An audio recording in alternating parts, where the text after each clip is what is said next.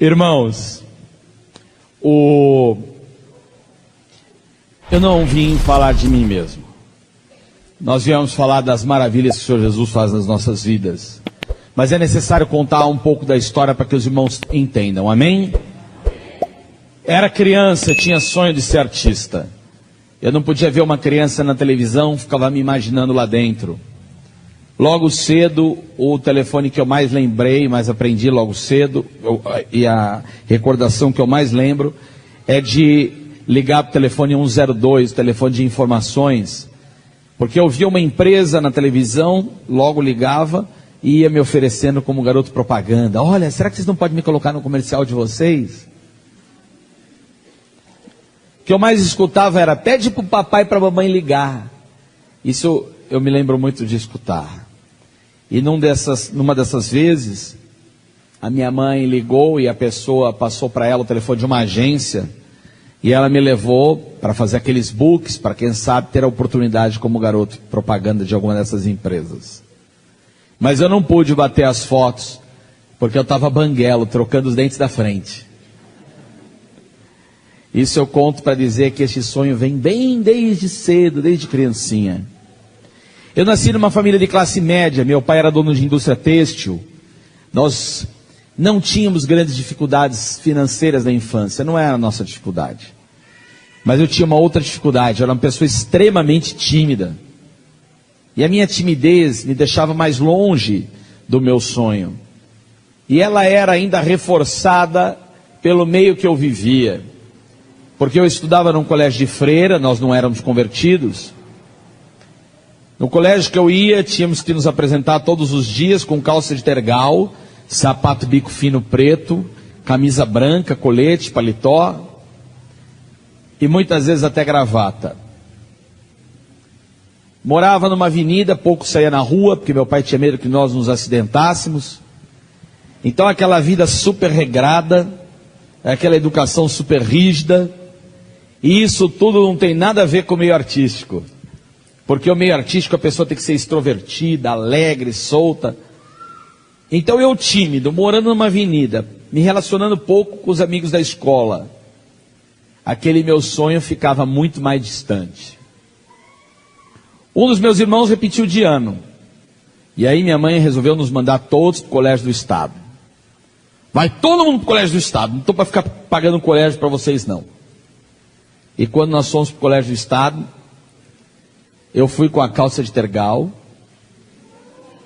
sapato bico fino preto, camisa branca, o coletinho, o paletózinho e o cabelo todo brilhantino. E me tornei um extraterrestre no colégio.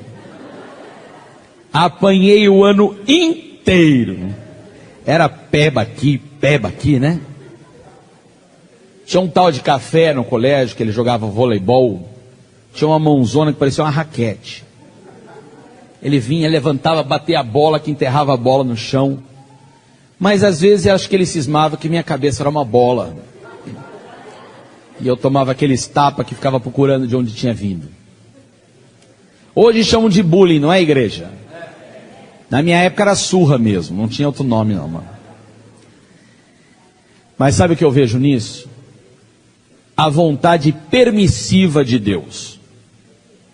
Porque em tudo Deus tem um propósito. Deus queria que eu apanhasse? Lógico que não. Mas Ele permitiu sim. Porque não cai um fio da nossa cabeça, do nosso cabelo sequer, se Deus não permitir. E no final do ano, eu era um ser humano muito melhor. Eu havia conhecido histórias de pessoas humildes, trabalhadoras, incríveis, que tinha muita coisa divertida para contar. E também estava correndo de tênis sem meia pelo colégio. Livre e solto daquela redoma que eu havia sido criado. Amém, igreja? Amém. Também no final daquele ano, eu comecei a fazer pequenos truques de mágica no colégio. Truques que qualquer criança pode fazer. Não tem nada a ver com magia, nada não. Eu falei isso esses dias numa assembleia daquelas bem tradicionais. E levantou uma irmãzinha da plateia e disse, está repreendido em nome de Jesus. Falei, calma, irmã. Meus irmãos, eu comecei a fazer truques, porque a verdadeira mágica só quem faz no nosso coração é o Senhor Jesus Cristo. Ele tira de nós toda tristeza, nos enche de alegria, tira todo o ódio, nos enche de amor, tira o mais vil pecador das trevas e coloca fincado na pedra que é Jesus. Amém? Mas eu fazendo aqueles truques, a professora disse: por que você não faz isso na televisão? Eu queria ser mágico? Não, mas eu queria aparecer na televisão. Então eu vi os pequenos truques de mágica, a oportunidade de aparecer, e comecei a ligar para os programas. Logo, estava me apresentando nos programas de televisão, eles me chamavam como o menor mágico do Brasil, e entrava eu lá com a minha cartola, fazendo meus truques de mágica. Num desses programas pediram o telefone de contato para show, e eu dei o telefone da minha casa. Comecei a fazer festinhas de mágico, como festinhas de aniversário como mágico, portas de loja, alguns circos. Comecei a me apresentar. Mas nem sempre as pessoas queriam mágico, às vezes queriam outros personagens. Então eu convenci o meu irmão maior de ser palhaço. E fizemos a dupla Rinaldi e Rocambole. Eu mágico, ele palhaço. Depois fizemos a dupla Piriri e Pororó. Eu Piriri, ele Pororó. Primeiro meu irmão, depois ele, logo em seguida, que o meu irmão resolveu desistir. Aí eu conheci o quarteto musical Patati Patatá. Patati Patatá não era uma dupla, era um quarteto formado pelos palhaços Tutti Frutti, Pirulito, a Mágica, a Lacazan e a Garota Pup formavam o quarteto musical Patati Patatá. Mas houve um acidente e faleceram 3 integrantes desse grupo. Aí os irmãos vão falar: mas você não criou o Patati Patatá? Não o nome já existia com esse quarteto. Eu os criei como dupla. E tudo começou quando a dona do Patati Patatá, a mãe dos meninos que haviam falecido, que eram 3 filhos de uma mesma senhora, me convidou para interpretar um dos filhos dela, e eu fui ser o palhaço Tutti Frutti. Então, ora eu era o mágico Rinaldi, ora eu era o Rinaldi da dupla Rinaldi Rocambole, ora eu era o Piriri da dupla Piriri Pororó, e ora eu era o Tutti Frutti da turminha Patati Patatá. A essa altura eu estava com 13 anos de idade. Meu irmão resolveu alugar um escritório, e nós estávamos ali vendendo os meus shows. Vendia, porque era engraçadinho, uma criança fazendo mágica nos shows, vendia, depois dupla de palhaço, enfim. E quando nós estávamos ali tocando no nosso escritório, meu irmão de maior, tudo alugado em nome dele, ele resolveu parar. Ele disse: eu vou entregar o escritório, eu não quero mais seguir, eu quero ser técnico em eletrônica. Eu não sei precisar bem se antes ou depois, quando foi que isso aconteceu exatamente, mas o que eu sei é que quando ele parou, faltava uma semana para completar 14 anos de idade, e ele falou: vou entregar o escritório. Eu falei: você não pode, se você minar o seu sonho, você vai minar o seu sonho e o meu também. Então fizemos um trato: enquanto eu conseguisse pagar as contas em dia, eu ficaria ali no escritório. Se porventura não conseguisse, eu tinha que entregar o imóvel para não prejudicar o nome dele. Amém, igreja? Amém. Faltando uma semana para completar 14 anos, eu fiquei com aluguel para pagar, água, luz, telefone e 6 funcionários. A mesada do meu pai ajudava, então eu fiquei mais tranquilo. Mas ele falou: você vai querer tocar o escritório, não vai querer trabalhar, não vai querer estudar, então vou tirar a sua mesada. Aí o negócio entortou de vez. Logo vi que só trabalhando no final de semana, como mágico, como palhaço, eu não ia conseguir pagar a conta não. Então pensei: onde tem criança durante a semana? Nas escolas. E comecei a oferecer os meus shows nas escolas, batendo de porta em porta, vendendo show de mágico, de palhaço, fui tocando. Mas o negócio começou a ficar muito difícil, irmãos. E quando eu não estava aguentando mais, Deus me deu a direção.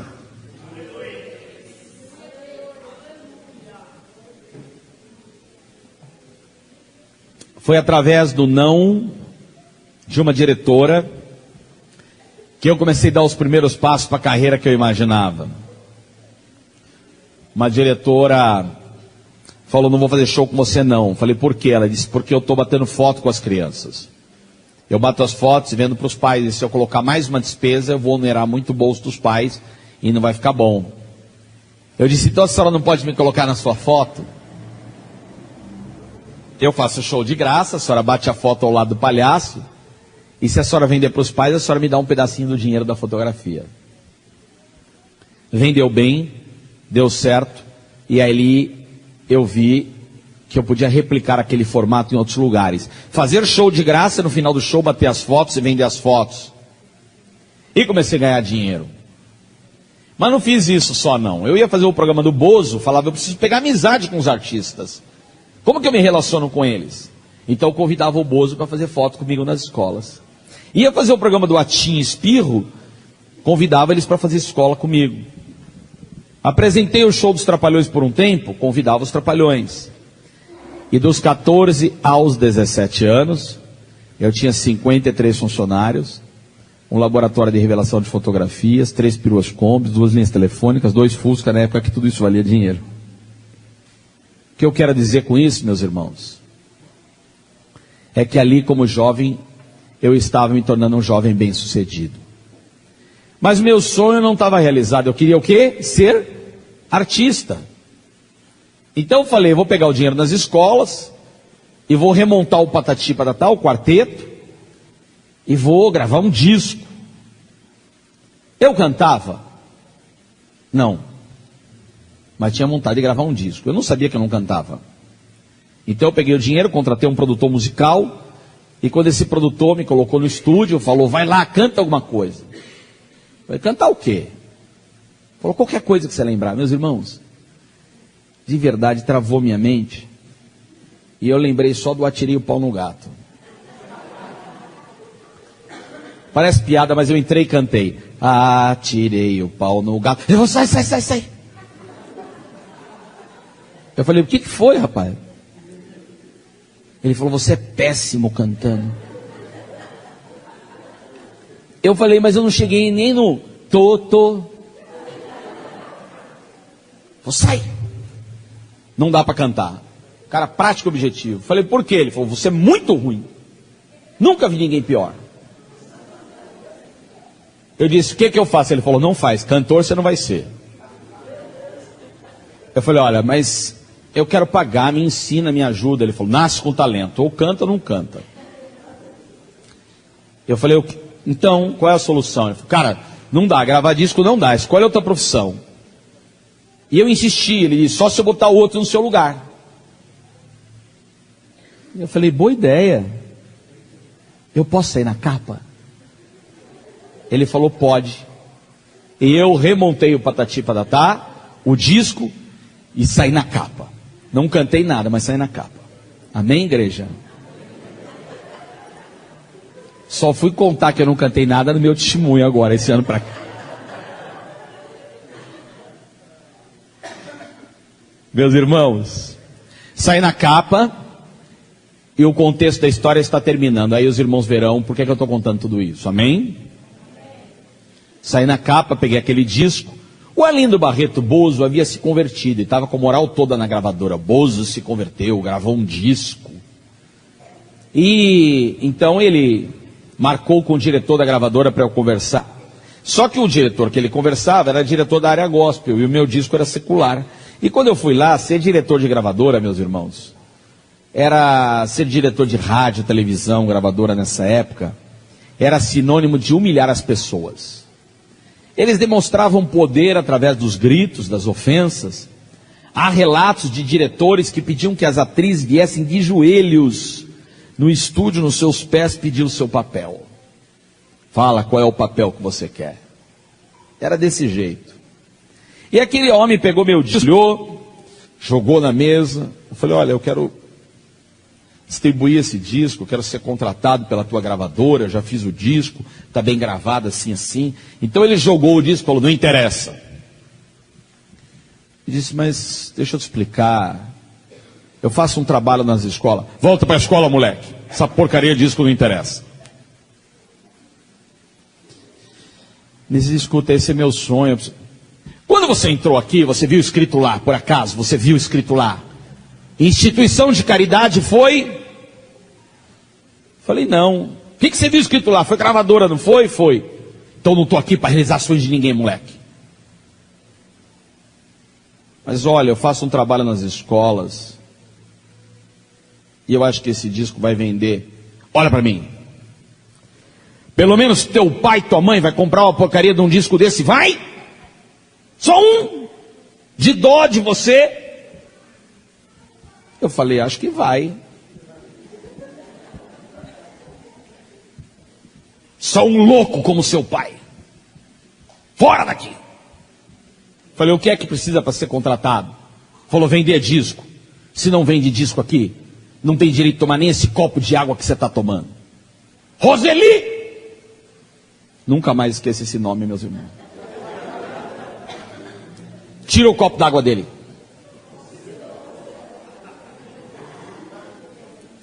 Eu falei isso numa igreja, que eu falo em pouquíssimas igrejas, e hoje eu senti de falar aqui, porque é o último dia. Só para fazer uma correção. Hoje seria o último dia, mas como andei atrasando em algumas igrejas, eu protelei por mais uma semana. Nós temos mais uma semana pela fé, em nome de Jesus. Mas, textualmente, hoje é o último dia. E eu estou falando isso numa igreja, o pastor levantou e disse, irmão, pouco tempo antes tinha vindo uma irmã, eu conto isso em pouquíssimas igrejas, mas veio uma irmã tão carinhosa, uma senhora trouxe um copo de água, colocou assim, bonitinho e saiu. E eu estava falando isso na igreja, o pastor levantou, falou, irmão, falei, pois não, só para o irmão saber, a senhora que lhe serviu água é a Roseli. Ela chama Roseli.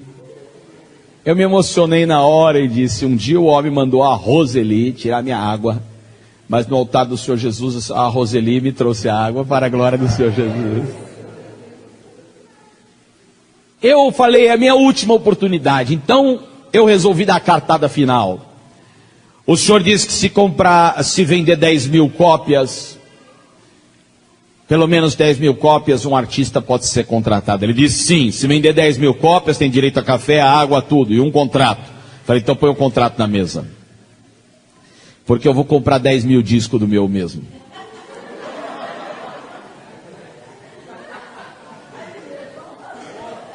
E já que você está dizendo que é uma porcaria, eu ouço, quebro um, jogo fora. Ouço, quebro outro, jogo fora. Pronto.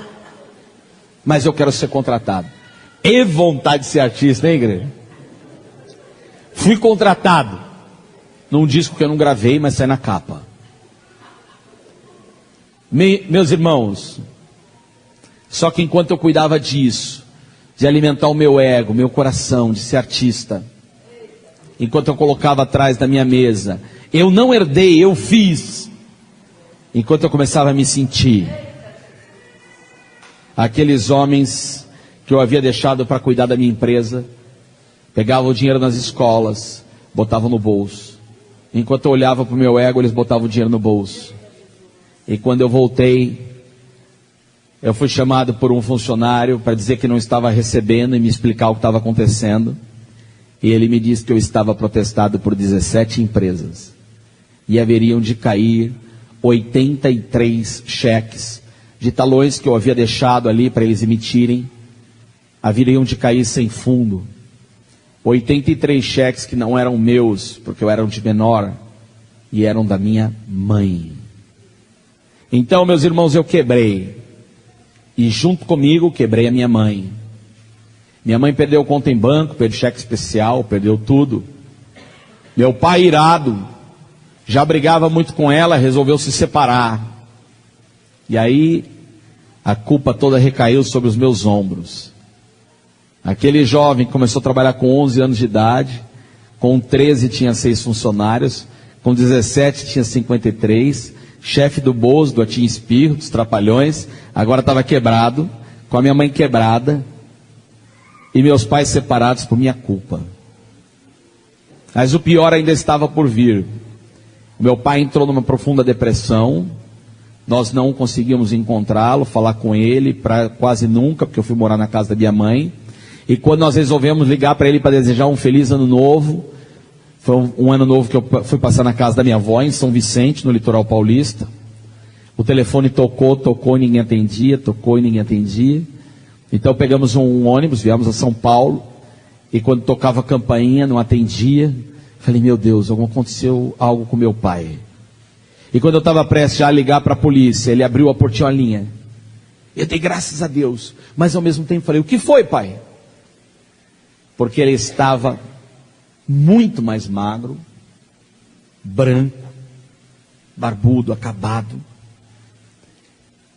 visivelmente transtornado mentalmente. Vai embora, eu não quero falar com você, eu não quero falar com vocês. Pai, abre a porta, preciso falar com você. Não, vai embora. E depois de muito insistir, ele abriu a porta, me colocou para dentro de casa, disse que estava seriamente doente, me beijou, me abraçou, me pediu perdão, mas disse que estava doente e que estava com câncer no estômago, há mais de um mês defecando sangue, já não se alimentava mais. E eu falei: e aí, pai? Ele falou: eu sinto tontura, eu subo a escada, e os quartos eram na parte de cima da casa, e ele não conseguia se alimentar, e por conta disso sentia tontura, e por conta disso já estava dormindo escorado na mesa da cozinha. Segundo ele, disse: eu só consigo ficar aqui, mas não tem problema, porque agora só estou esperando a morte. Meus irmãos, por mais que eu insistisse, eu ameacei de levar ele até à força para o hospital, mas ele não topou ir.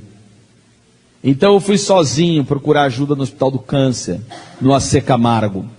E quando lá cheguei, a moça disse que eu tinha que levar ele naturalmente, ele tinha que fazer os exames, passar pela triagem.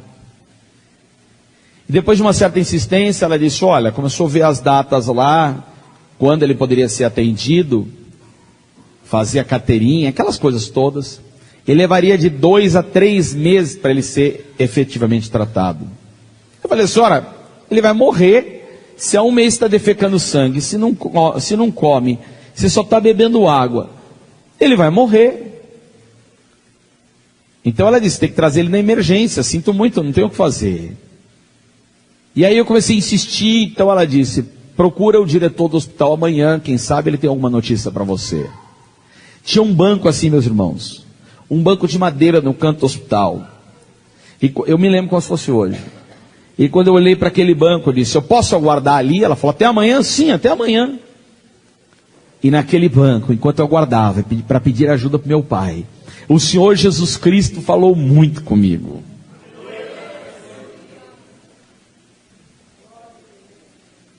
Naquela noite, num dos momentos de maior dificuldade da minha vida, eu lembrava que um dia eu havia me convertido, mas que eu não estava levando Jesus a sério. Através da vida do Arlindo Barreto Bozo, lembra que eu falei do Bozo, que fazia foto comigo nas escolas? O ator que eu me refiro a esse Bozo, que tiveram alguns, é o Arlindo Barreto. O Arlindo Barreto é um grande artista, intérprete, bom apresentador, grande artista, mas era um dos caras mais loucos que eu já conheci na minha vida. Fumava muita maconha, cheirava muita cocaína, foi preso na Bolívia, tomou tiro, casou 7 vezes, meu irmão. Tem que ser louco, meu, né? Casou com a Gretchen.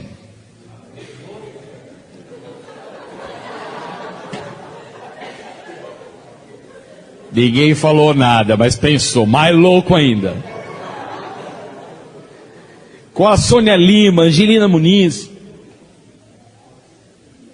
Zélia, secretária de palco do Silvio Santos, enfim, fazia filmes pornográficos, um cara maluco.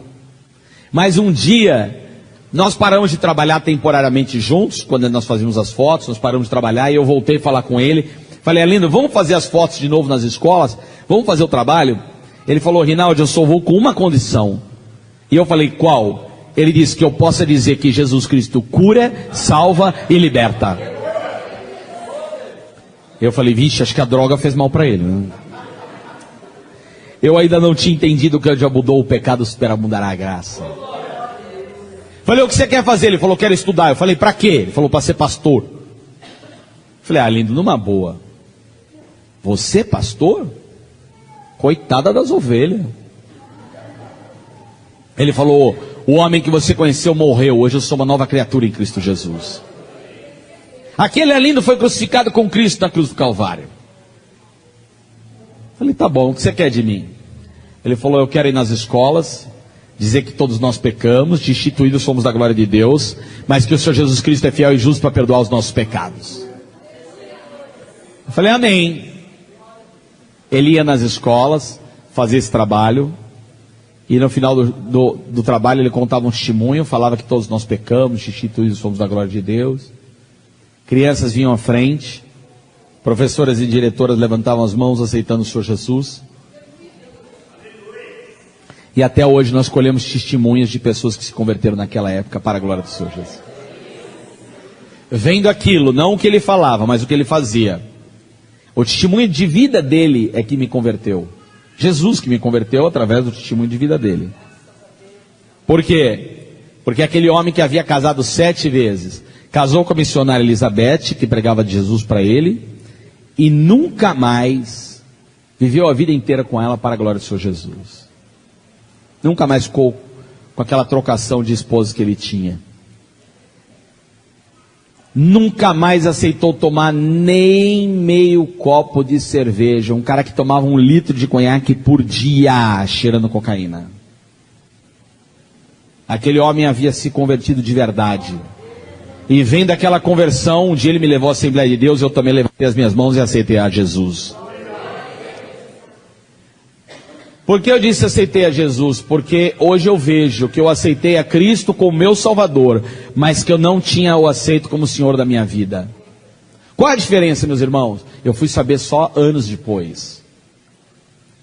Se eu perguntar aqui quem quer aceitar um Cristo Salvador, quem não quer ir para o inferno, quem quer ir para o céu, talvez todas as pessoas levantem a mão. Mas se eu perguntar quem quer ter a Cristo como Senhor das nossas vidas, quem quer ser servo, quem quer negar a sua própria vontade e servir a vontade de Deus, de verdade, nem todos levantarão a mão. Porque há muita gente, inclusive da igreja, que aceitou a Cristo como Salvador, mas que não o serve como Senhor das nossas vidas. Eu estava assim, no banco do hospital, lembrando que eu continuava contando mentira, paquerando as meninas nos bastidores de televisão, especialmente as bailarinas, fazendo minhas bagunças nos camarins. Ia na igreja, quando o pastor falava de oferta, eu falava: eu, hein? Vou dar meu dinheiro para esse homem, nada. Isto é ser servo, igreja. Mas eu tinha me convertido. Meus irmãos, naquele banco da igreja, eu lembrava de uma pregação, só vou falar mais isso rapidamente, sobre o Arlindo, que ele dizia: nós vivemos num mundo perigoso, pernicioso, cheio de problemas. É como se vivêssemos num quarto escuro, cheio de buraco, de seta, pessoas nos querendo fazer mal. Imagina um quadro desse, um quarto escuro, você não vê nada, só que tem buracos, tem coisas perigosas. Assim é o mundo. Mas quando Jesus vem fazer morada na nossa vida, essa luz desse quarto se acende. Porque Ele é o sal da terra, a luz que veio para iluminar o mundo. Amém, igreja? E eu falava: e como é que eu faço essa luz se acender, lindo? Ele disse: você é um interruptor. Cada um de nós somos um interruptor. Um clique. Nós aceitamos a Cristo como Salvador, e Ele vem fazer morada no nosso coração.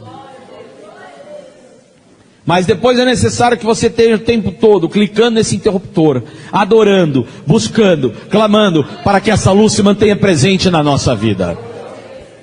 Aí eu disse: ok. Ele falou: só tem uma coisa, Rinaldi. Desse interruptor que somos nós, a Deus, que é a luz, nessa comparação simples, existe um fio que leva o interruptor até a luz, para acender e apagar essa luz. E esse fio é o Espírito Santo de Deus. E ele não compartilha com o pecado. Se tem pecado, o fio está interrompido. Você clica, mas a luz não está acendendo. Você clama, Deus não está respondendo. Por quê? Porque tem pecado no meio. Eu falei: como é que eu faço? Ele falou: Rinaldi, todos nós pecamos, mas o Senhor Jesus, que criou o plano de salvação, também criou a misericórdia, o arrependimento e o perdão. Se a gente se arrepende de todo o coração e pede perdão, Ele restaura o fio. Ele não põe uma fita crepe. Ele não põe uma fita isolante, porque ele não é homem. Ele restaura o fio. Amém, igreja? Então, voltando para o banco do hospital. No banco do hospital, eu me lembrava de tudo isso. Lembrava o quanto eu estava errado. E falava, Deus, restaura o meu fio. Quando o médico chegou no dia seguinte, eu estava cheio de fé. Tinha orado a noite inteira, falado com Jesus a noite inteira. Então já fui logo dizendo, doutor, um dia vocês precisaram do piriri pororó para fazer show aqui para as crianças com câncer. E eu trouxe gratuitamente. Agora, o meu pai precisa de vocês. Em nome do Senhor Jesus Cristo, abre a porta do meu pai. Por que eu falei assim? Porque o Arlindo dizia que o nome de Jesus abria a porta, eu botei logo na frente. Aí o médico disse, puxa, eu não sabia que o irmão era crente. Traz seu pai aqui amanhã que ele vai ser bem atendido em nome de Jesus. Meu pai foi bem atendido. Deus usou aquele servo para conduzir meu pai no hospital.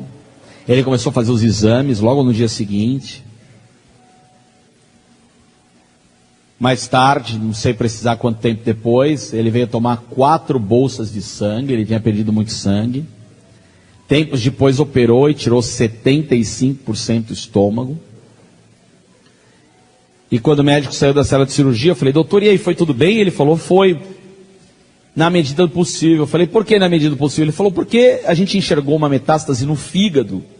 E eu queria aproveitar que ele estava aberto, dei uma olhada no fígado, mas eu não encontrei a doença. Falei, glória a Deus, Jesus curou. Ele falou, não, rapaz, peraí. É porque eu não ia tirar o fígado de qualquer maneira, só dei uma olhada por cima, não procurei direito. Eu já tirei 75% do estômago dele, se eu tirar o fígado ele morre. Então, eu falei, o senhor vai marcar outra cirurgia? Ele disse, possivelmente não. Eu falei, por quê? Ele falou, porque não vai dar tempo. O seu pai vai morrer antes disso. Ele me convidou aí a uma sala, sentou, e com a caneta na mão, falou, olha, seu pai teve um sério câncer no estômago, com metástase no fígado.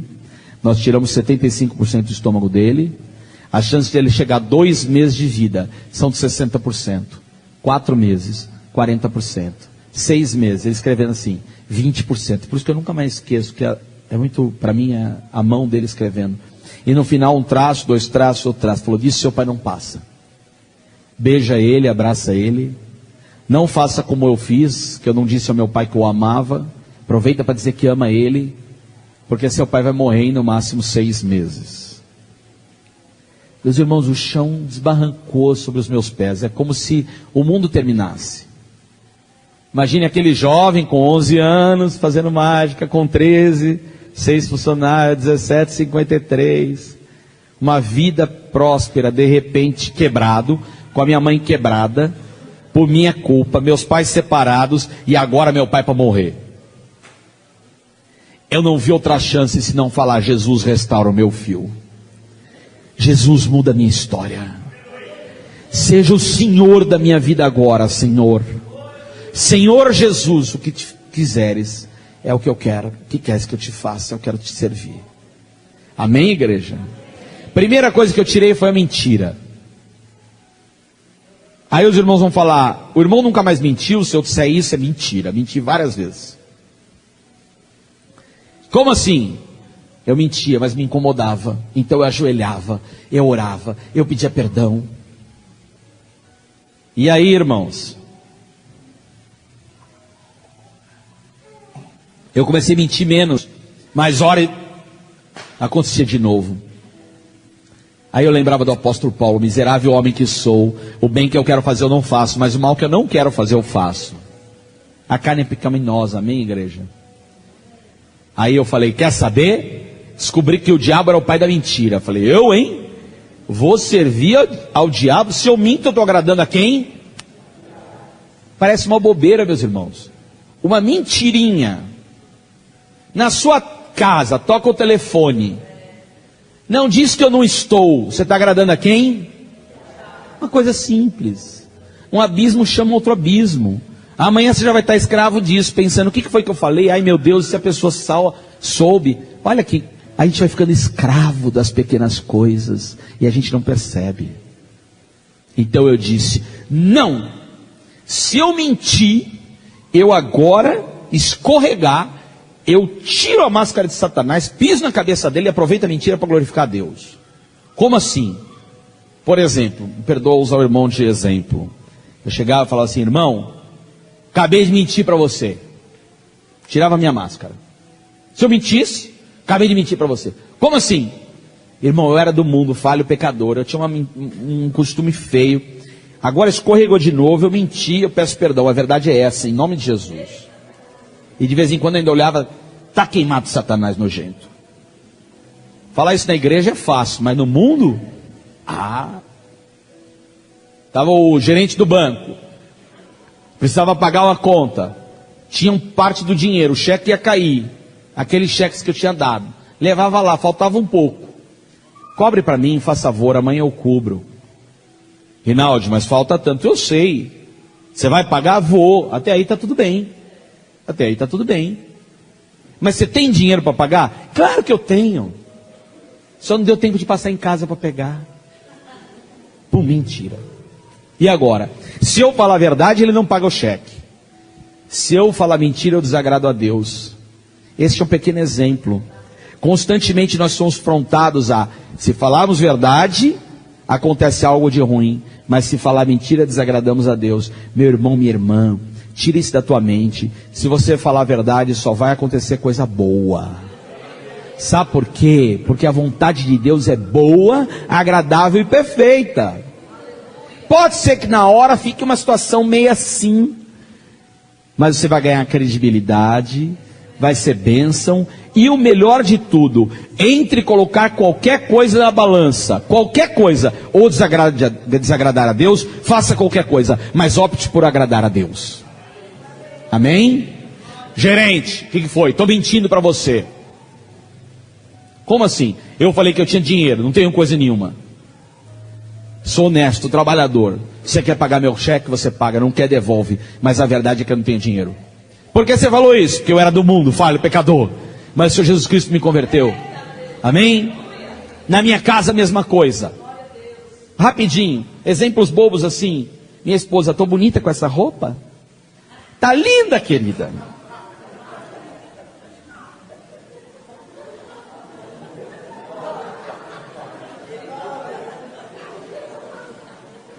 Como que eu saio dessa? O senhor falaria: tá horrível? Bem-vindo ao time, em nome de Jesus. E agora? Meu amor, senta aqui. O que foi? Você sabe que eu me converti, não sabe? O que foi?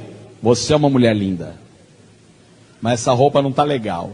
Por quê? Você falou que estava. A mulher logo chora.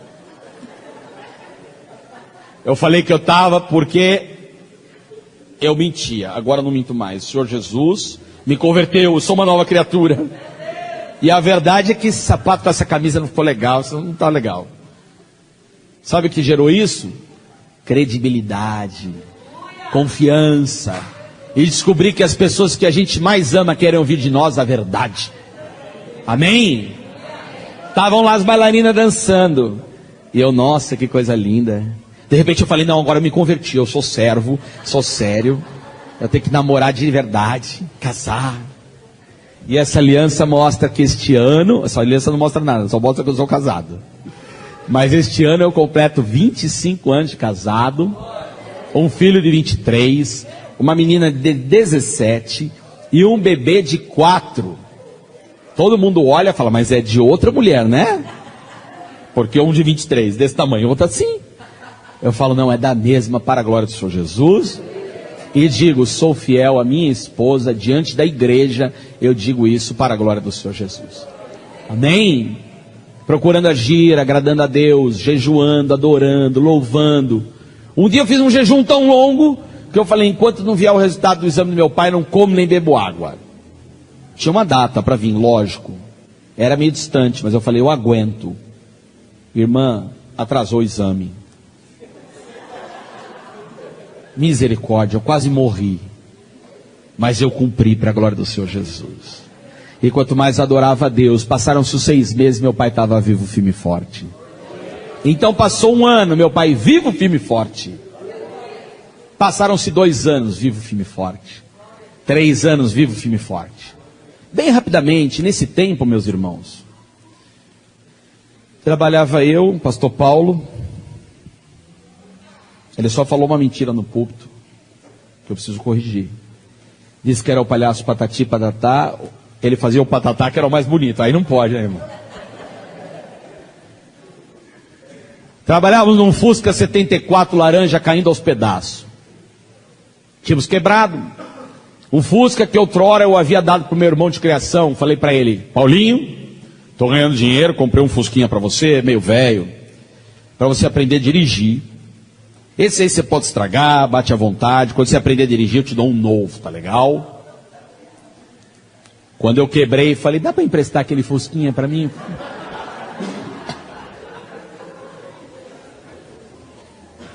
Era nele que a gente trabalhava. O Fusca tinha um buraco tão grande no assoalho, irmã. Botava o pé, passava para o asfalto. Parecia o carro do Fred Flintstones. Aí a gente botava uma tábua assim, um tapete vermelho, ele ficava chique. Abri a porta. Não quero contar piada não, é porque isso tem um propósito, porque eu vou contar só uma coisa de trazer uma palavra de prosperidade para a igreja, amém? Abri a porta. Ele não caía só assim. Tem um mistério aquela dobradiça. Ele caía assim. Então aí precisava levantar a porta, fazer um jogo, depois dar um tranquinho e bater. Pá! Aí amarrava com o cinto de segurança para ela não abrir. Um dia, na rapidez de ir de uma escola para outra, eu não amarrei o cinto. Quando fiz uma curva, o palhaço foi para fora.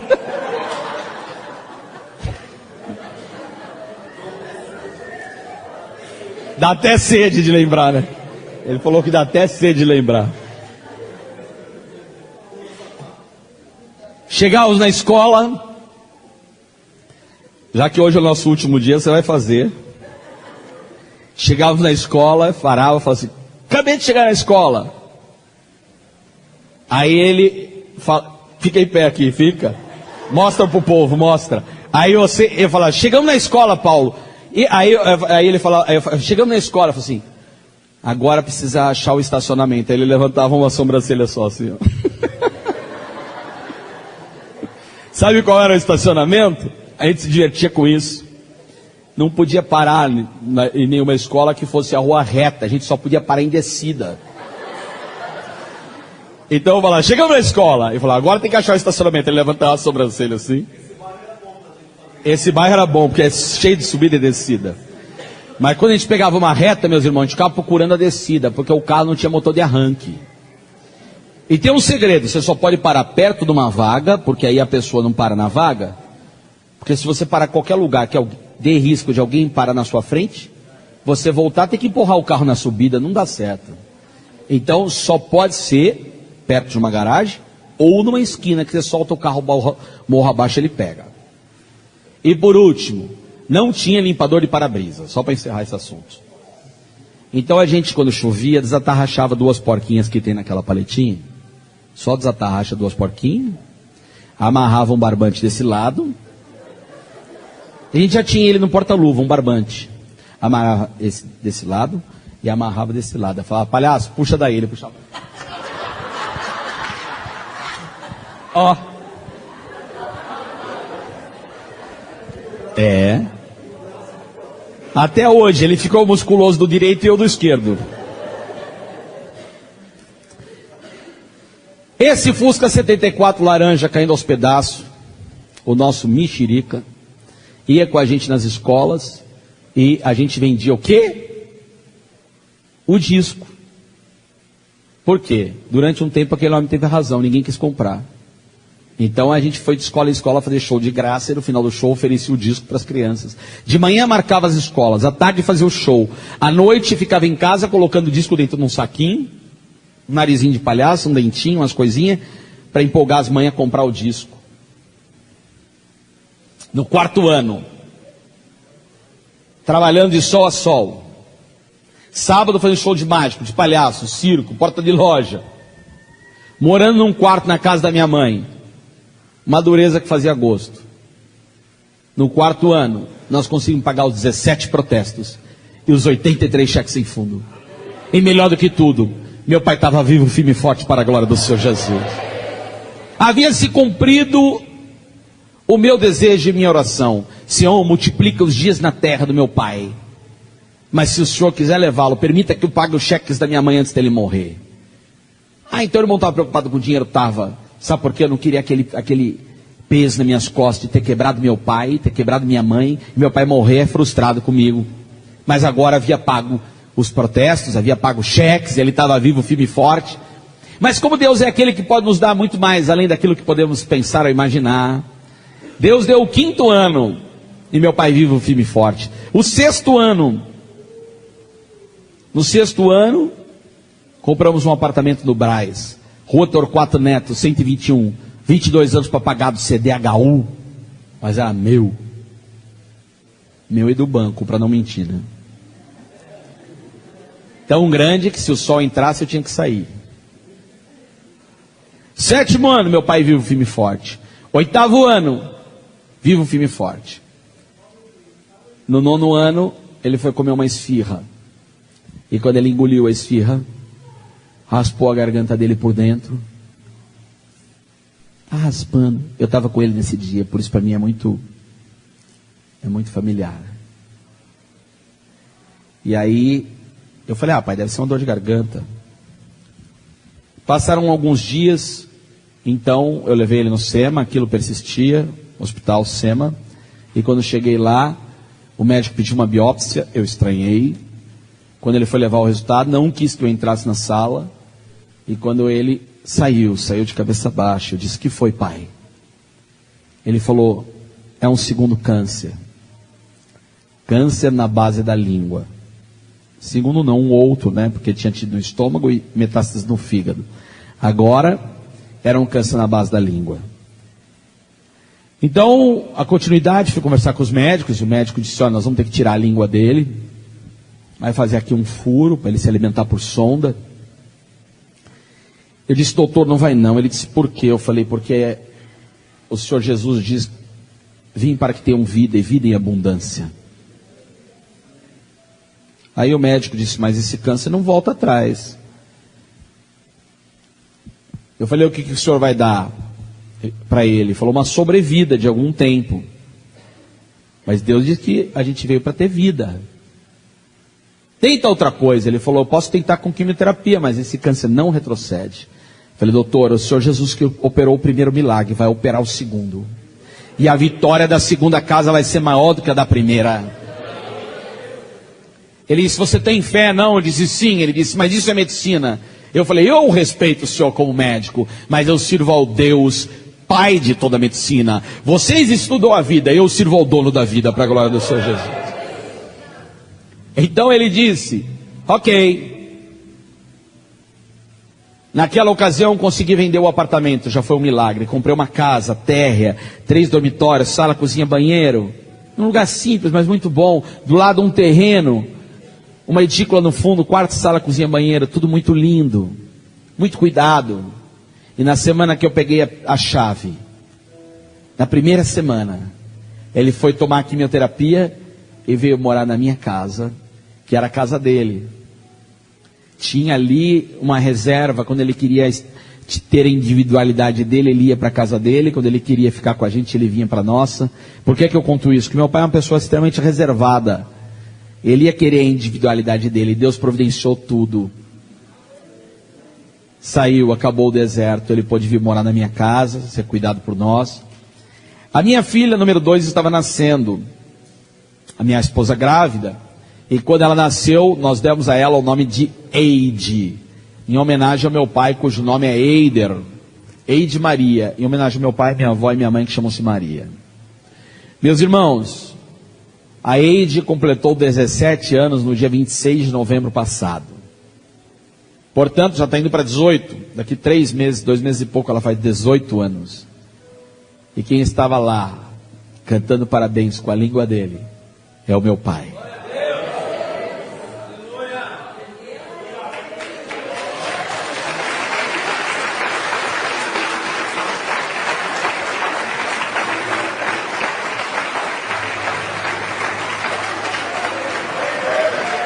Glória a Deus. Ele vive até hoje para a glória do Senhor Jesus. e há de viver por muitos e muitos anos. Sabe por quê?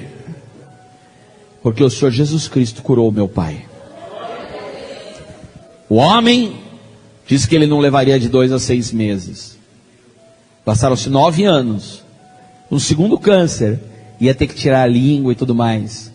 Não tirou nada. Passaram mais 18 anos. Mais o tempo de gestação e tudo. São passados 28 anos de quando aquele homem disse que ele não duraria de 2 a 6 meses. Se disseram a você que você não vai chegar, se disseram a você que o seu caso não tem solução, se alguém disse a você que seu caso, seu filho, de droga, de álcool, aquele casamento destruído, outrora você amou mais a sua esposa, ou você, marido, ou você, esposa, amou mais o seu marido, seu casamento está destruído em pedaços, e você está cantando aquela música, não adianta juntar os pedacinhos do amor que já quebrou. Está quebrado em nome de Jesus, está arrebentado em nome de Jesus, essa profecia sobre a tua vida. Porque na verdade, o Senhor Jesus Cristo não cola os pedaços, Ele restaura. O Senhor Jesus Cristo não é homem, não usa super bonder. O Senhor Jesus Cristo muda toda e qualquer circunstância. Nenhuma palavra forjada, nenhuma palavra amaldiçoada, nenhuma palavra de derrota cabe sobre a sua vida. Sabe por quê? Porque você já é mais do que vencedor. Se estamos aqui neste banco hoje, enquanto vidas estão sendo destruídas, pessoas nesta hora em situações terríveis, e outras submetendo outras pessoas a situações terríveis, nós estamos aqui porque somos escolhidos, porque somos salvos. Queremos nós que nós possamos ser bênção nessa igreja, para salvar outras pessoas. Um dia, diante de Jesus, Ele irá nos cobrar. Cadê aquele vizinho? Aquele que estava precisando de ouvir a tua voz? Aquele que eu coloquei do teu lado, pensando que você, como servo, ia discipular ele para a igreja? Cadê aquele teu amigo? Aquele que estava com problema, né? Depois que eu te salvei, achei que você fosse trazê-lo. Que nós não possamos passar por isso. Que nós não passemos por isso. Jesus nos cobrar o sangue de um justo. Mas ao contrário, que possamos ser aquele bom exemplo e encher a nossa coroa, né? Encher o nosso galardão das pedras da vida, de quando Jesus perguntar: olha, servo bom e fiel, eu coloquei do seu lado aquela pessoa e você falou de Jesus para ela. A palavra de Jesus vai e volta e nunca volta vazia. Aquela palavra que você falou querendo abençoar, na hora não surtiu efeito. Anos se passaram, você não viu mais aquela vida, mas hoje ele é um salvo, hoje a família dele é abençoada. Sabe por quê? Porque um dia você falou de Jesus para ele. Traga para tuas costas, meu irmão, minha irmã, a responsabilidade de encher essa igreja. Traga para tuas costas a responsabilidade de derrubar essas paredes, aumentá-la. Traga sobre as tuas costas a responsabilidade de falar de Jesus, porque o fardo dos pastores já é muito pesado. O fardo de ter que trazer a palavra, de ter que estar cuidando das vidas. A igreja não é a igreja do pastor Tiago, é a igreja de Jesus. E nós, como membros, precisamos trazer esta responsabilidade para nossas costas. Amém, igreja? Sobre a tua vida, profetiza coisas boas. Sobre a tua vida há a profecia de Jesus de vitória. Amém? Bem rapidamente, 5 minutos mais, eu queria só profetizar uma palavra de vitória e trazer aqui também um testemunho de prosperidade. Mais 5 minutos, irmãos, aguentam? Meus irmãos, talvez um pouquinho mais, para não mentir. Meus irmãos, volta toda a fita. Lá atrás, quebrado. Um dia eu quis comprar alguma coisa para mim. Não sei se uma calça, alguma coisa, uma camisa, não me lembro. E minha mãe disse: aquele que deve não compra nada para si, primeiro paga a sua dívida. Eu vi nisso a voz de Jesus. Por quê? Qual era a minha oração? Senhor, multiplica os dias de vida na terra do meu pai. Se não, me permita pagar os cheques da minha mãe antes dele morrer. Não faz sentido Deus mandar a condição para eu pagar e eu comprar uma coisa para mim e não pagar. Então eu vi ali a voz de Deus e entendi imediatamente o versículo: não deveis nada a ninguém a não ser o amor. O que é não dever nada a ninguém? Se eu disser que todos nós estamos devendo, todos sem exceção, alguém pode dizer: eu não. Não, você vai estar enganado, você também está. Por quê? Alguém já pagou a luz de hoje mesmo, que já usou hoje? Quando você deu descarga de manhã, já pagou a água que usou hoje na casa? Não, então já estamos endividados, já estamos devendo.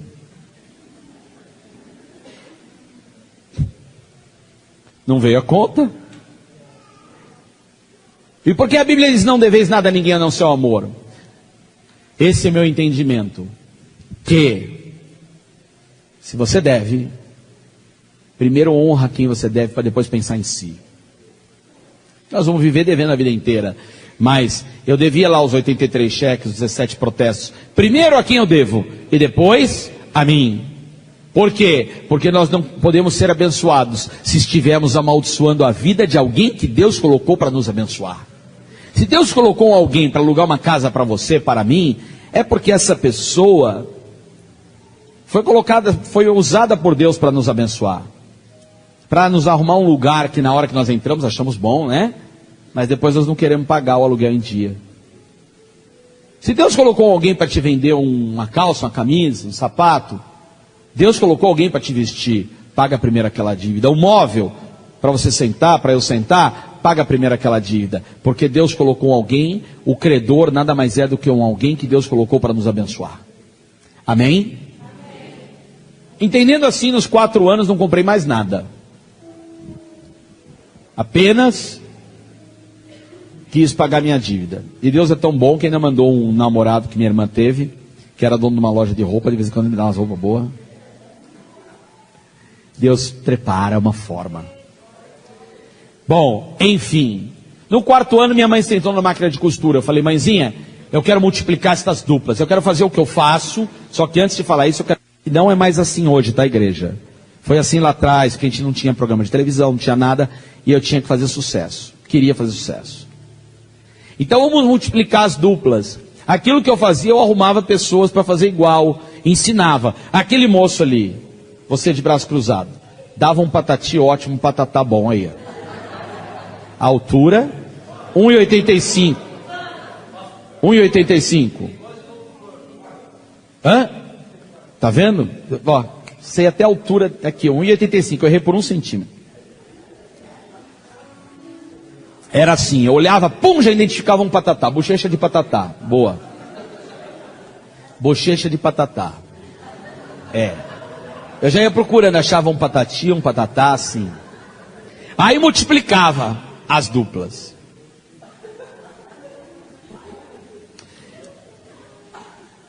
Uma dupla, 2 duplas, minha mãe na máquina de costura: vamos fazer o palhaço colorido? Eu falei: não, vamos fazer branco, vermelho e azul. Ela falou: por quê? Eu falei: porque eu ouvi na rádio que o Brasil está consumindo muito os Estados Unidos. Eles precisam ter a cor da bandeira americana, porque esses palhaços vão para o mundo. Aí ela disse, sempre pensando alto: e o outro? Verde e amarelo. Por quê? São as cores do Brasil. Aí ficou meio assim, falei: não, vai ficar mais legal. Botei o vermelho, que hoje eu consagro e declaro que é o vermelho do sangue de Cristo. Dupla armada. Agora vamos fazer sucesso. O que eu faço, eu quero fazer vários. Uma dupla, 2 duplas, 3 duplas, 4 duplas, 5 duplas, 10 duplas, 20 duplas, 30 duplas, 40 duplas, 44 duplas de patati e patatá. Chegamos. Espalhadas em 17 estados do Brasil. 386 funcionários. Uma frota de 84 veículos próprios, fora os terceirizados. Todos doblôs e paliquende. Nenhum Fusca.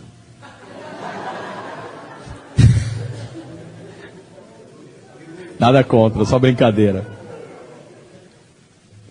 E aquele homem, um dia mais tarde, eu pude ter o prazer que Deus me proporcionou, assim como o negócio do copo de água que eu contei, de um homem chegar na porta do meu estúdio. Eu comprei um estúdio, fui fazer programa de televisão, fiz 6 anos programa na Rede dos Católicos, falando de Jesus, a Rede Vida. Fiz mais 1 ano e meio de programa na TV Gazeta. Mas um dia no meu estúdio chega um homem mais magro, de cabelo mais comprido. Lembra de mim? Você não vai lembrar. Falei, fulano de tal. Ele falou, lembrou. E eu que disse que nem teu pai e tua mãe ia comprar um disco. Agora fiquei sabendo que você já vendeu mais de 500 mil cópias. Falei, você está desatualizado, vendi alguns milhões de cópias. Ele falou, você permite que eu possa entrar no seu estúdio? Eu não trabalho mais para aquela gravadora e hoje preciso da tua ajuda para divulgar um artista.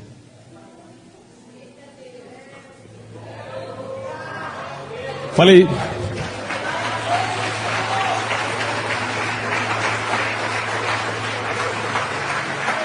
seja bem-vindo em nome de Jesus, o que eu puder fazer, eu vou te fazer. E aí ele disse, rapaz, como eu errei, não? Falei, não. Para não deixar ele constrangido, eu falei, acho que você acertou. Durante um tempo, aquele disco não vendeu nada. Mas Deus me deu força. E através daquilo, o Patati Patatá realmente se tornou, de 2003 a 2013, o primeiro maior vendedor de discos do Brasil. Patati Patatá vendeu mais disco durante 10 anos do que Roberto Carlos.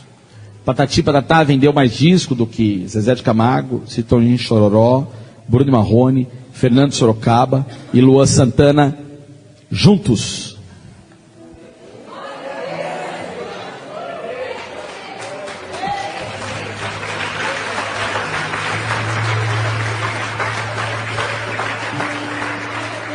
E agora eu profetizo sobre a tua vida, que se algum dia alguém diz que você não vai chegar, que você não vai ser, que você não vai crescer, de novo está repreendido em nome de Jesus. Você que pensou em montar um salão de cabeleireiro, você que pensou em montar sua empresa própria de representação, você que pensou em tocar os seus negócios, os seus projetos, se estavam indo mal, eu vou dar o segredo agora. Eles vão passar aí bem, em nome de Jesus. Sabe por quê? De novo, que você já é mais vitorioso em Cristo Jesus. Talvez falte um entendimento. Lembra lá do começo, quando eu disse que o pastor pediu dízimo, uma oferta, e eu dizia, vou dar meu dinheiro para esse cara? Primeiro, não é esse cara, é o ungido de Deus. Segundo, meu irmão, minha irmã, quando eu entendi que com a mesma adoração, com o mesmo cuidado que eu tinha, de me desmentir, tirar minha máscara para não mentir, de não ficar olhando as bailarinas para não ser tentado, buscar de Deus. Então eu não erro? Erro, mas eu ajoelho, eu peço perdão. Não tem tentação? Tenho, mas eu peço perdão, procuro ser reto diante da minha esposa, diante de Deus. Do mesmo jeito que eu procurei atuar dessa maneira, eu também procurei entender que agradar a Deus com dízimo e oferta também tem um segredo especial. O segredo é, a palavra de Deus diz, trazei as primícias para a casa do tesouro. A sensação humana de que eu estou dando algo para a igreja é completamente errada, é vaidade. Nós não estamos dando absolutamente nada, nós estamos devolvendo a Deus aquilo que é dele. Nunca foi nosso. Foi porque está no meu bolso. Ele botou no teu bolso para testar de você a fidelidade. Igual se eu te der 100 reais e falar, compra um livro que custa 30. Está no seu bolso os outros 70, não está? Tá. Só que se você ficar, você me roubou. A mesma coisa com Deus, e a Bíblia que fala, não sou eu. Se nós entendermos que nós devemos dar a Deus aquilo que é de Deus, devolver a Ele aquilo que é dele. Porque se Ele colocou o dinheiro no nosso bolso, foi para nos abençoar. Se Ele colocou o dinheiro no nosso bolso, foi porque Ele abriu a porta para nós. Foi porque Ele tocou no coração do teu chefe. Não porque eu sou muito bom. Você se acha tão bom mesmo? Você acha que Deus não precisa da bênção de Deus para te abençoar? Eu vou te explicar, te ensinar que é a bênção de Deus que enriquece e que não acrescenta dores. Não somos nós, não. Amém, igreja? Irmãos, entendendo dessa forma, entendendo que tem que devolver a Deus a primeira parte, a premissa. Tomar cuidado com esse detalhe. É o que eu disse, a mentirinha boba do telefone, sabe aquela? Tomar cuidado com esse detalhe. A mesma coisa é na casa de Deus. Eu sinto de dizer mais uma coisa.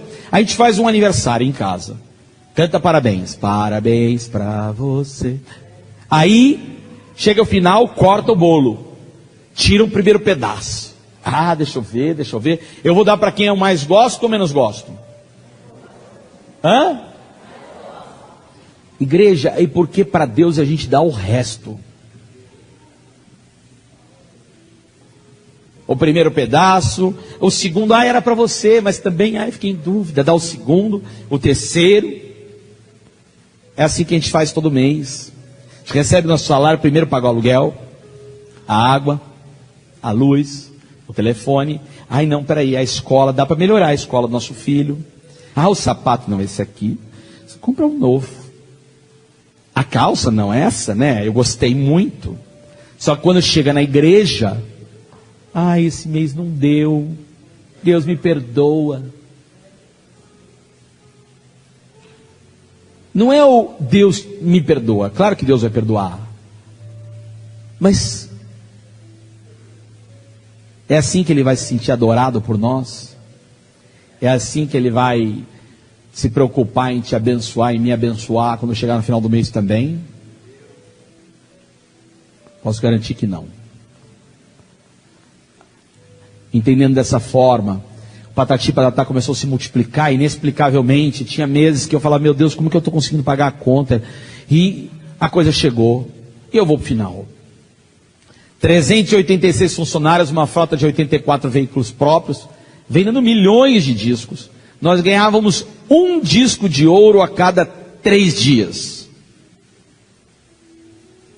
Porque nós entregávamos 15 mil discos por dia na mão das crianças. Vendia 8 mil, 7 mil, e um disco de ouro são 25 mil cópias. Cada 3 dias ganhava um. Não tem parede na minha empresa para botar o disco de ouro que eu tenho, para a glória do Senhor Jesus. Isso tudo vaidade humana, mas olha o que Deus faz. Mas depois de tudo isso, houve um incêndio em 2009. 2009 teve um incêndio. Por conta desse incêndio, acabou um cenário que eu tinha. Chego lá, vejo tudo pegando fogo. Sem o cenário, não tinha como gravar o DVD.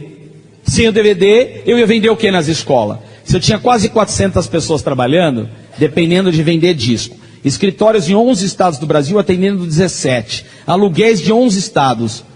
Água de 11 estados, luz de 11 estados, despesa, 84 veículos. Como que eu ia pagar se eu não tinha o disco para vender? Alternativa A, manda todo mundo embora e fecha a empresa, era a solução. Alternativa B, se vira, vai pela fé. E eu fui pela fé. Peguei os discos que eu tinha vendido no ano retrasado, mas falaram, já compraram? Eu falei, não importa, a mãe riscou, quebrou, compra outro. Vamos fazer 3 preço de 1, porque quem sabe ela não comprou 1, comprou 2, e aí vai. Fizemos um pacotão da alegria, desse tamanho, que eu falei, brasileiro gosta de comprar coisa grande. Na cartelona, botamos 3 DVD, e saímos vendendo nas escolas. Só que não era novidade, 3 pelo preço de 1, o custo ficou mais caro. Resumindo, meus irmãos, bem prático agora para o final.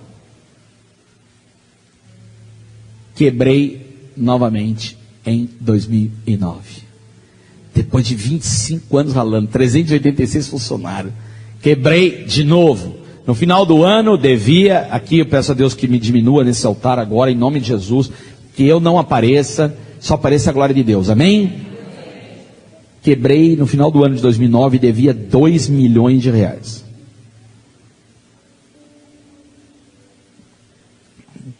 É fácil chegar em 2 milhões. Para quem tem 400 funcionários, se cada um ganhar 2 mil, é 800 pau. 2, 3 meses, acabou. Amém, igreja? Mas o irmão ia trazer uma palavra de fé. Vou agora. Estava quebrado no banco da igreja. o pastor pedindo uma oferta para o departamento infantil da igreja, e eu quebrado, com vontade de ofertar, mas sem ter como ofertar. E aqui eu vou terminar. Então, pensando, meu Deus, eu devo 2 milhões, que saudade de quando eu era duro, não tinha nada, pelo menos dava um cheque aqui pela fé, depois pagava. Mas devendo 2 milhões, se eu der um cheque, vai voltar. Eu pensando, do meu lado um cenógrafo, eu falando, acho que eu vou pedir para ele fazer um cenário para a igreja, sei lá, infantil, mas não tinha dinheiro para tinta, para madeira, para nada. Falei, o que eu faço, meu Deus? De repente minha esposa chorando, fala, eu ouvi a voz do Senhor Jesus, vamos ofertar. Eu levantei a mão meio assim, irmãos, imagina o pastor aqui falando, olha irmãos, queremos fazer um departamento infantil. Aí ele disse, pois não, Rinaldi. Não, pastor, nós queremos ofertar. Ele falou, pois não, Rinaldi, tipo, a igreja toda vai ofertar, né? Falei, não, pastor, o senhor não entendeu. Departamento infantil é por nossa conta, para a glória do Senhor Jesus. Devendo 2 milhões. Bati a mão. Aí o pastor falou, o irmão Rinaldi e a irmã Nádia resolveram ofertar para a igreja, o departamento infantil, muito obrigado, não precisamos mais tirar a oferta. Eu falei, não, pastor. Ele falou, o que foi, Rinaldi? Eu falei, deixa o povo ser abençoado, pede oferta para outra coisa, porque se fosse só para mim, só eu vou ser abençoado.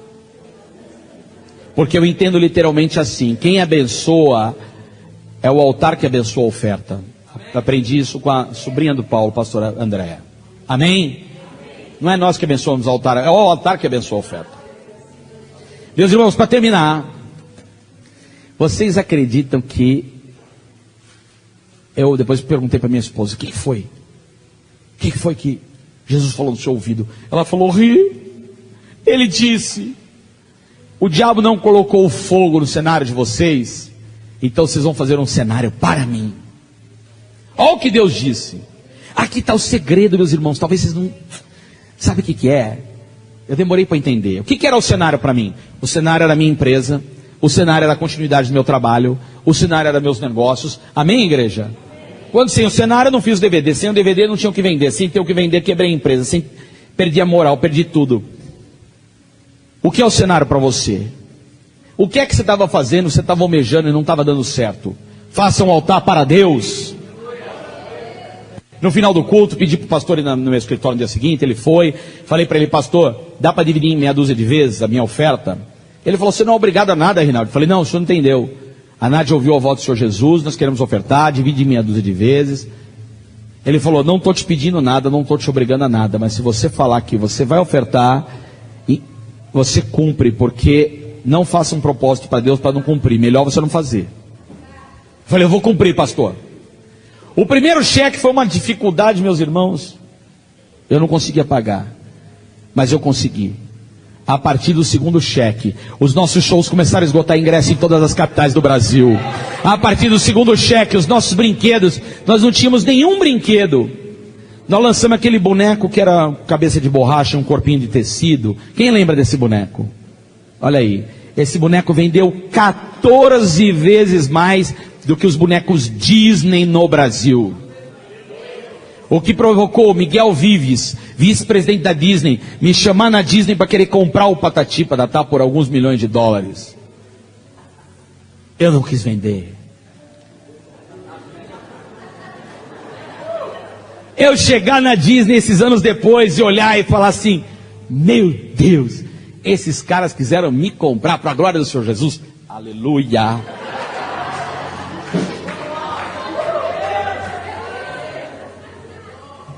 Meus irmãos, por causa desse boneco, saiu cama, mesa e banho. Primeiro Camesa, depois Leper. Calçados, Grandene. Suco, Frisco. Chocolate, Arcor. Ovo de Páscoa, Arcor. Panetone Village. Brinquedos, Baby Brink, Multibrink, Acalanto, Rosita, Toyster, Candide, Grow, Estrela, Elka. Banana do Patati Patatá. O cara trouxe a malinha e falou assim, eu quero licenciar a banana. Eu falei, amigo, não dá.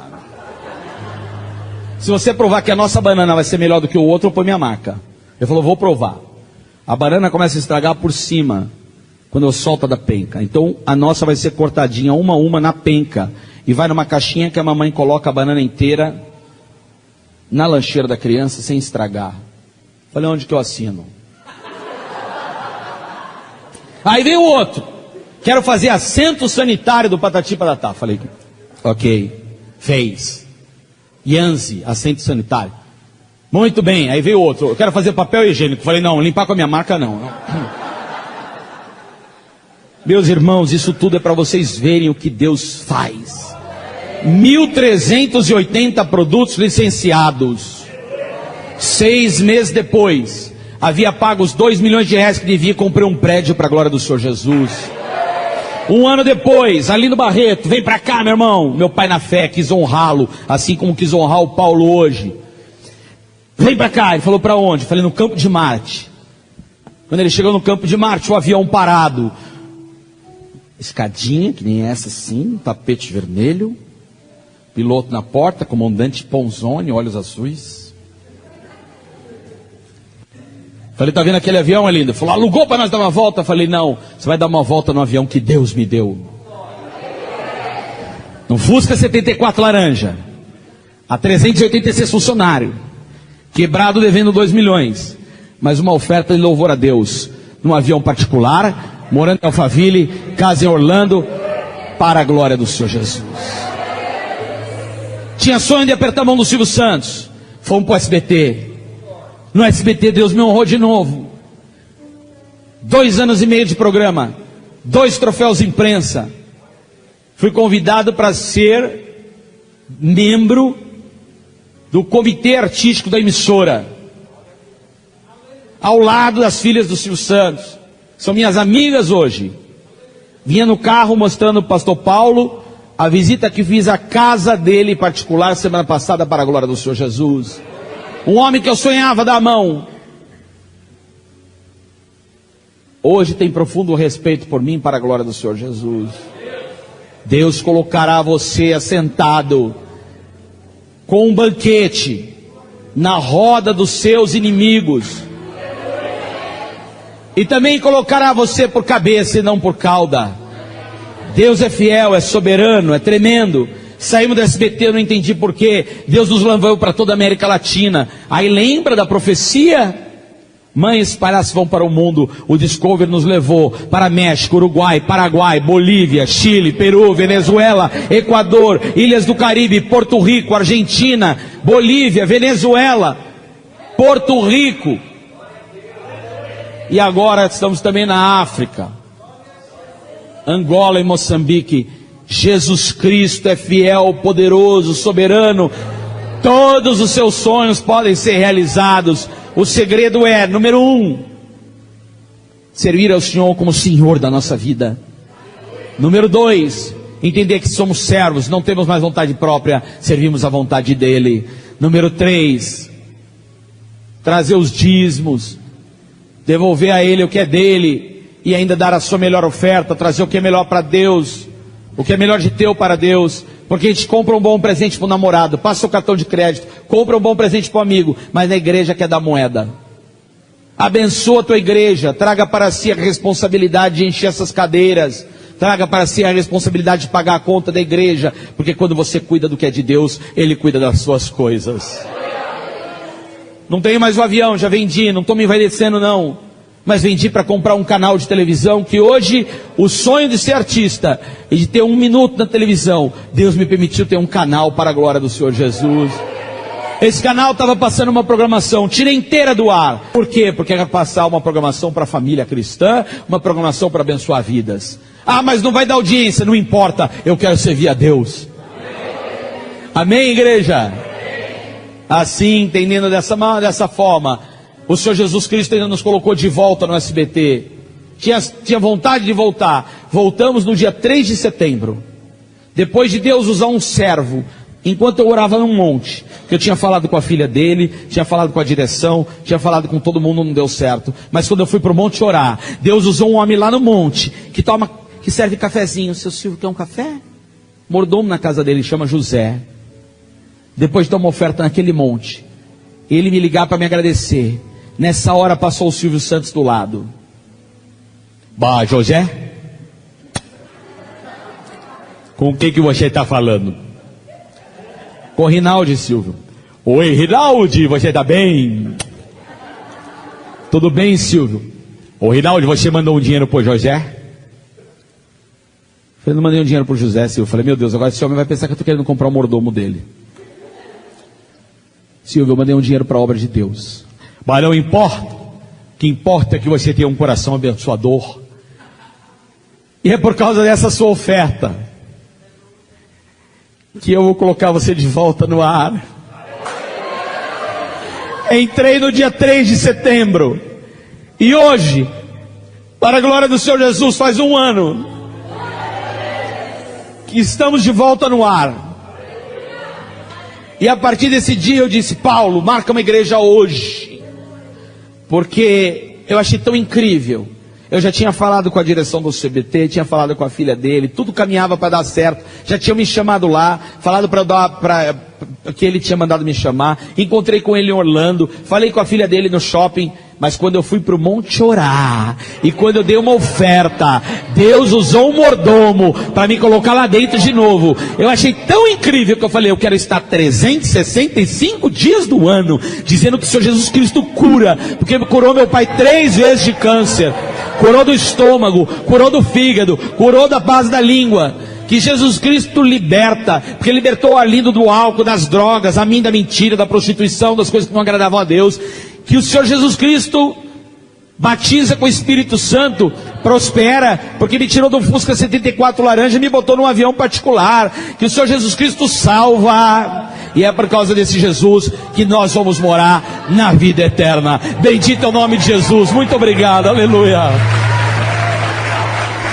Seja muito bem-vindo ao nosso canal Ministério FM. Tá gostando do nosso conteúdo? Então aproveite para deixar o seu like e se inscrever no canal. Seja bênção na vida de muitos. Ajude este conteúdo a chegar a milhares de pessoas. Agradecemos sua parceria. Seja um missionário virtual. Junte-se a nós.